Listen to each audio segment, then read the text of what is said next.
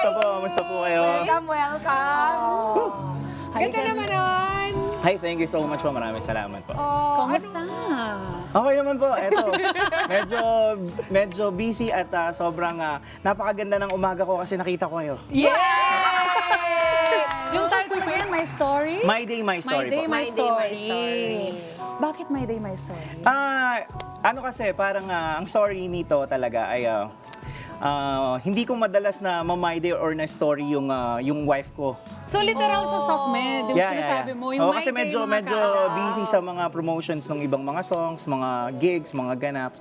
So parang may times na story mo naman ako, yung mga parang mga gano'n. Pero kaya doon siya nabuo na parang hindi siya dapat na maging validation na online lang eh. Alam mo yun? Yung true love ay hindi nasusukat through my day or my story.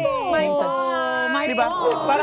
Parang doon nga sa verse ko na parang hindi ko kailangan na sa iba magpa-impress. Ang pinaka-the best, sa tunay na buhay kita i-flex. Parang gano'n. Parang gano'n. At ano naman ang reaksyon niyo dyan? Ayun, hiningan niya akong pambili ng gatas. May baby kayo. May baby na kami. Natuwa naman siya. Nakakatuwa. Congrats. Yeah. Ito, balikan naman natin yung kanta mong Dota o Ako. Paano nabuo to? At, wait. At nabuo applicable pa ba ito sa buhay mo? Baka yariin ka ni Mrs. Totoo ako. I hope ibang life stage ka Ayun, na yan. iba na siya kasi matagal na 2010 nung nabuo ko yung song and then after... Nirelease mo siya after 3 years? Na-release siya 2011. 2010 ko siya 2011. nabuo. Tapos 2011 siya na-release and then nag-hit talaga siya online. 2013. 2013. Ayan, kasi yung alam ko, 2013 siya talaga naging viral. Oo, naging viral. So it took a little while, Yeah. no? Sometimes it's like that. Oo, totoo yan. Pero, nung time na yun kasi, well, that's 17 years ago, how was the viral back in the day? Sobrang saya nung time na yun kasi lagi kapag nakikita ka kasi naging naging anthem siya ng anthem eh. computer shop eh. So ang daming memories tungkol sa kantang to, yung maaalala natin yung mga Ang nene mo dyan! I love it, Aiki! ayan, maaalala natin yung mga maasim na headset sa computer shop. Oh no! Yung mga Tabi mo hindi, nag-breakfast. I mean yung mga makaka-relate talaga yung mga gamers. Tapos Back then, may back then, timer, yeah, di ba? oo. Sa paggamit ng computer. Extend pa ba? Yung mga ganun, yung mga... Bakit tungkol sa Dota? Parang- Ikaw ba yung nalulung sa Dota? Isa ka din doon? Nung time na yon talagang yung parang mag-start kami ng 5 p.m. sa computer shop hanggang umaga na Hanggang inaabot. 5 a.m. Monday pa lang hanggang Friday na yun minsan. Joke. Pero may mga ganong player. And nakakatuwa, yung esports ay talagang lumawak na. Pero nabuo yung Dota o Ako na song. Nagkaroon siya ng meme before kasi mas marami nang nilalaan na oras yung guy dun sa babae. So tinanong siya Dota o Ako, dun nabuo yung concept na yun. Pero grabe, paalala natin sa viewers, paalala natin kay Pia. Alam mo dati, kahit saan ka dumaan, saan ka maglakad, kinakantayan ng mga tao.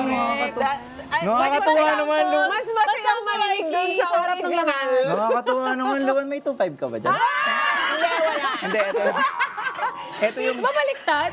Compliment siya sa'yo. May 2.5.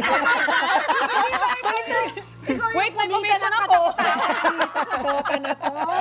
Wait lang, pabili ng gatas. Wait.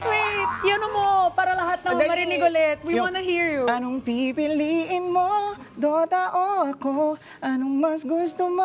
Oh yeah, baby. Oh! Hindi, meron kasing singer talaga dun sa part na yun. So, Babae. yung babae. Yeah. Kumanta nung part na yun. POV ng girl. Okay. Pero, from your POV, kumita ka ba? Dun sa... masaya I like that naman. question. Nakakabili tayo ng gatas. Hanggang ngayon. 11 years later. Correct. Yeah. Bukod sa nabuhay kayo sa gatas. Eto, ngayon, ilang ba yung kanta na nagawa mo na after so many years? Hindi ko na siya mabilang pero more or less mga nasa 30 na po. 30. Dami Tapos siya para siyang mga anak ko, yung 30 songs na may iba-ibang path.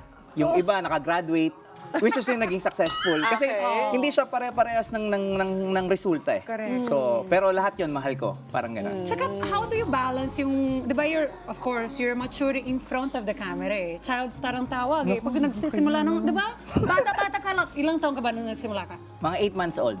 Well, Nag-start ako when I was 6 years old. Fetus. 6 years old na na-discover. Yes, 6 years old na na-discover ko po yung rap music. And then, nagawa ko yung first album na Ano yan? may hit song 2000 na. yan? Yeah, mga 2003 to 2005, mga ganun. Yung kahit bata pa ako na song. Let's get together. Sunday 25. Sunday 25.